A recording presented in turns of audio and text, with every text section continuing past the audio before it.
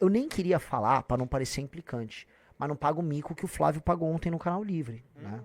O Flávio foi no Canal Livre da Band, cara, foi constrangedor. Tem uma hora ele falando sobre Previdência, que ele diz que não vai reformar a Previdência, mas que aí ele tem um outro regime que é de capitalização. Mas o que a capitalização tem a ver ali especificamente com o déficit da Previdência? Porque quando você coloca no regime de capitalização, uma parte desse recurso que vai pro regime geral, ela não vai. E aí como é que você faz? Ele não explica isso, ele só fica pedalando a resposta. Me parece só um cara confuso. Vamos ouvir. Esse aqui também foi feio pra ele. Esse foi feio. Mas, senador, sobre as tarifas, o senhor citou aí que o Brasil lambe botas da China, foi a expressão que o senhor usou. A China é um parceiro comercial essencial para a economia brasileira hoje, Concordo. inclusive para o agronegócio. Concordo. Então, o governo brasileiro precisa ter com a China uma relação diplomática. Com os Estados Unidos, com Israel, com a Arábia Saudita, com a Argentina, com a Europa, com todo mundo. Deixa eu só concluir, por gentileza. Ele não pode romper com a China para agradar Donald Trump. E aí, falando especificamente das tarifas, o seu irmão Eduardo Bolsonaro, quando o Donald Trump aplicou a primeira tarifa ao Brasil há um ano, ele celebrou e foi às redes sociais dizer que aquela demonstração era a demonstração do sucesso da articulação dele para que o Brasil fosse punido pelos Estados Unidos. Hoje, o senhor tenta dizer que todos os erros em relação à tarifação americana estão no governo Lula. Sim. O senhor não reconhece Não. que houve uma falha muito grave do seu irmão Eduardo Não. Bolsonaro de trocar a prisão do seu pai Não, pelas pelo amor de tarifas contra o Brasil? Não, essa premissa está completamente equivocada, você me desculpa.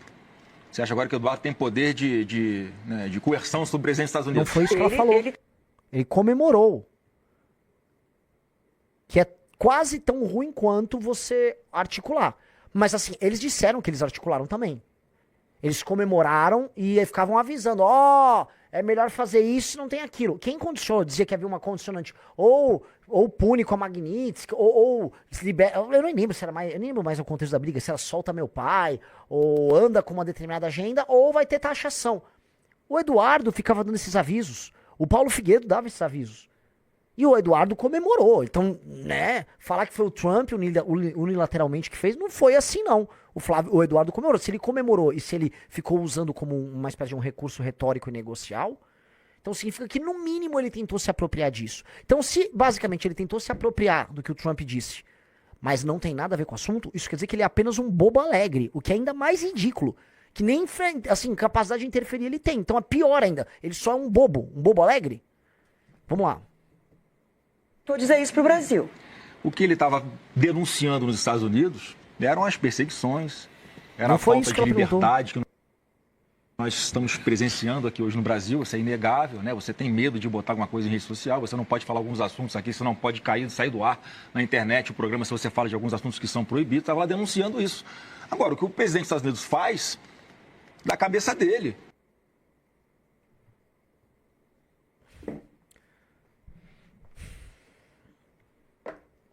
Sei lá, cara. Honestamente, assim, tem gente que gosta, tem gente que é isso aí, é isso pra enfrentar o PT, cara. O que eu vou falar? Não tem muito o que falar, não. Não tem muito o que falar, não. E aí, esse aí, agora a finaleira, o Lula tomando o pito da Janja? Vamos lá. Vamos lá, vamos ver os dois bonzões aí. Que fica grávida com 16 anos, ela vai jogar o futuro dela fora. Ela tem que ter filho quando ela quiser. Ela tem que ter filho quando ela quiser. E por que a indústria da saúde cresce? Porque nós temos um consumidor. Olha só, o Lula tá falando que uma menina de 16 anos não tem que ter filho. Vamos ser sinceros. Menina de 16 anos não tem que ter filho. Gravidez na adolescência é um problema. O Lula estava ali num raro momento de lucidez. Aí vem a Janja e avisa, não, ela tem filho quando ela quiser. Não acho. Se ela quiser com 15 anos ter filho, ela tá errada em fazer isso. Ela tá errada. Ela precisa de assistência. Aí a Janja mete essa mulher é uma maluca, completamente doida. Vamos lá, meta o play. Porque nós temos um consumidor chamado SUS que compra máquina.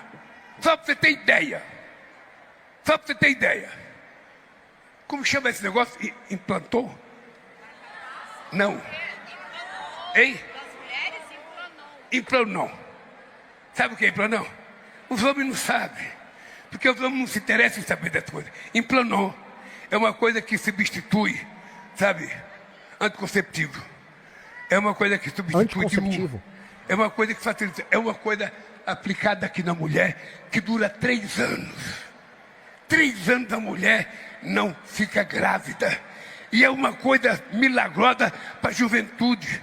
Para a menina de 16 anos, 17 anos, 18 anos, para dar tranquilidade à família e não estragar o futuro dela.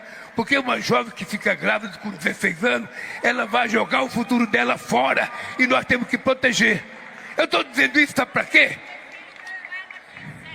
Ela tem que ter filho quando ela quiser. Ela tem que ter filho quando ela quiser. Por isso é que tem que ter planejamento familiar. Mas você sabe qual era o país que mais tinha Planejamento comprado? familiar, assim. Que coisa confusa, cara.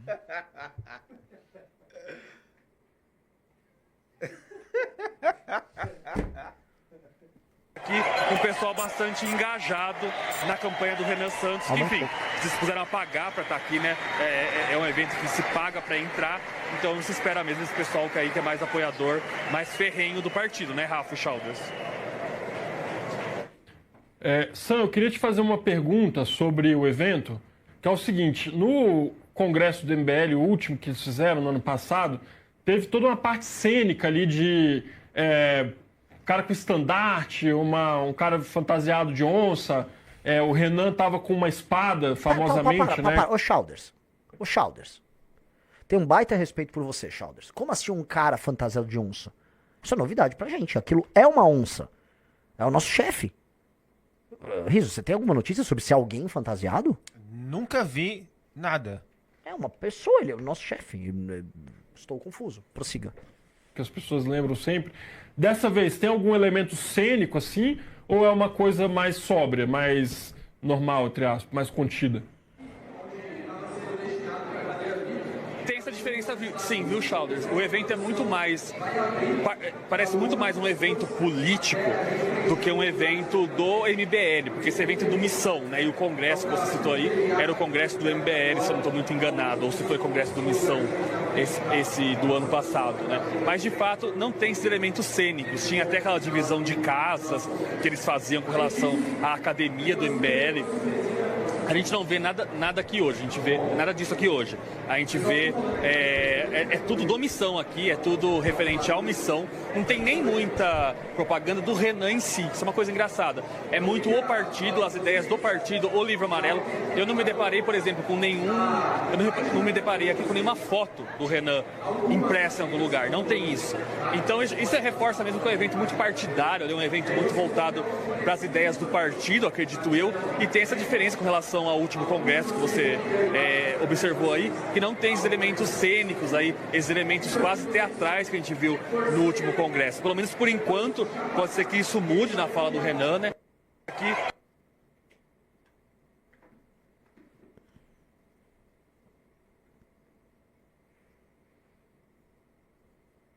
Fala uma coisa. Ah, treinou? Eu pensei que tinha caído. Eu pensei que tinha travado. Vamos lá. Ele só parou e ficou assim olhando assim. Bom, Muito autismo. o que eu queria comentar que é isso. Eu acho que a constatação do pessoal do Metrópolis é de que é sobre o nosso projeto. E todo o meu discurso, que sempre falava muito em nós, né, é sobre nós, é sobre o grupo que a gente construiu, o projeto nosso, que é um projeto coletivo. Nós venceremos ou perderemos juntos, né? É isso. Nós vamos juntos na nossa... Eu sou apenas assim, a face mais visível desse projeto. Como o Kim já foi muitas vezes a face mais visível, como o Arthur já foi outras vezes, o Guto já foi, muitas pessoas já foram as faces mais visíveis. Nesse instante sou eu, e eu tenho que representar da melhor maneira possível. É um fardo muito grande, é uma responsabilidade muito grande. Tem muita gente esperando muito de mim.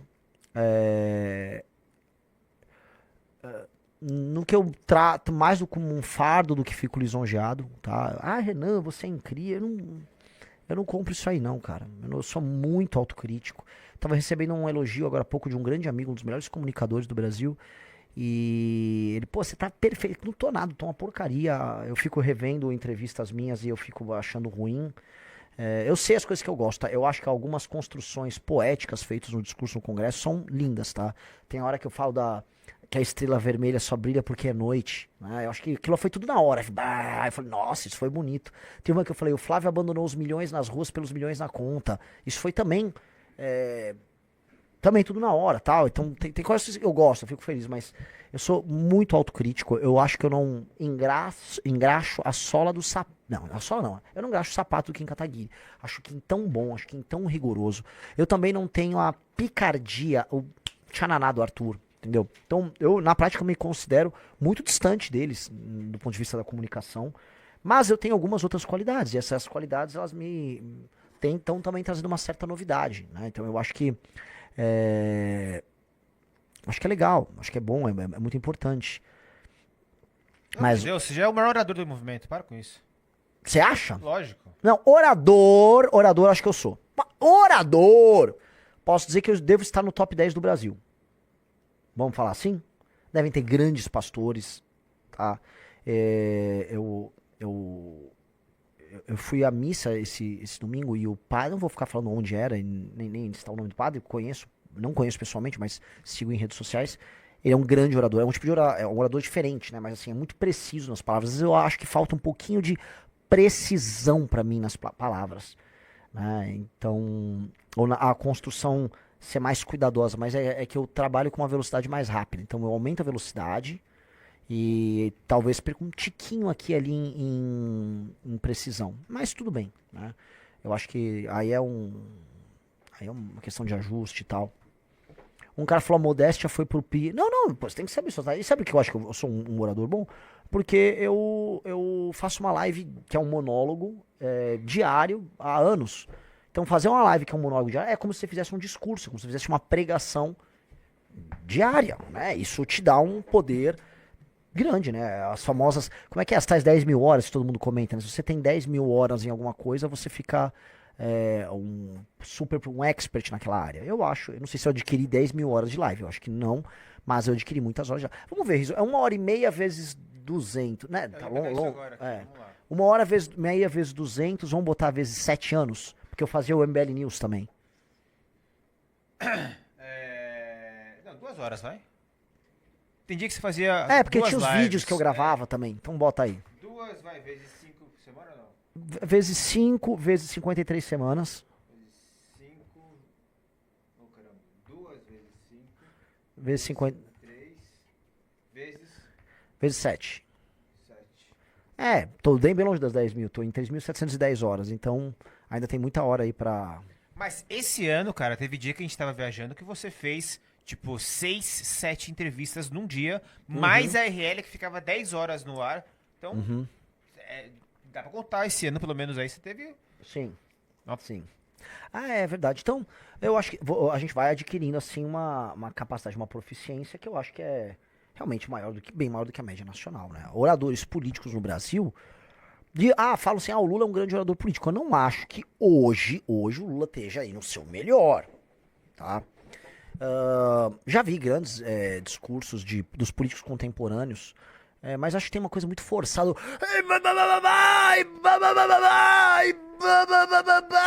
Eu acho over pra caramba, não acho bom. Dos grandes mundiais hoje, por exemplo, eu acho o Trump um péssimo orador. O Trump é um orador ruim. Acho o Obama brilhante como orador. Tá? O Barack Obama, como orador, ele é muito, muito, muito bom. Tô falando, o Obama é um grande orador. Por que você tá falando isso? Ele desenvolveu uma técnica ali que eu achei meio picareta dele, que ele fala...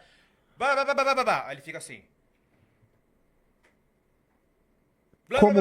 Como todos os grandes oradores clássicos?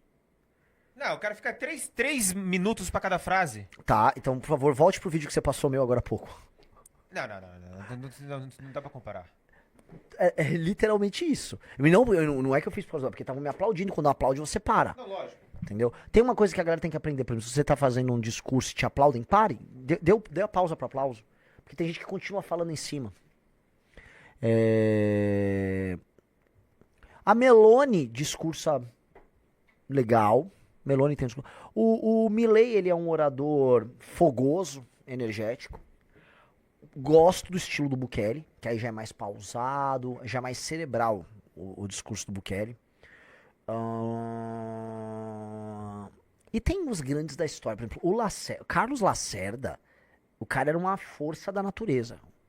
Um que não é da nossa linha, mas que era um grande... O Brizola era um grande orador também. Mário Covas era um grande orador. Mário Covas era Só que já tinha nestes, mais do que no Lacerda, o lance do... Que eu não gosto. Eu não gosto. O orador que fica o tempo todo em alta rotação, ele é como se fosse uma música que é só refrão.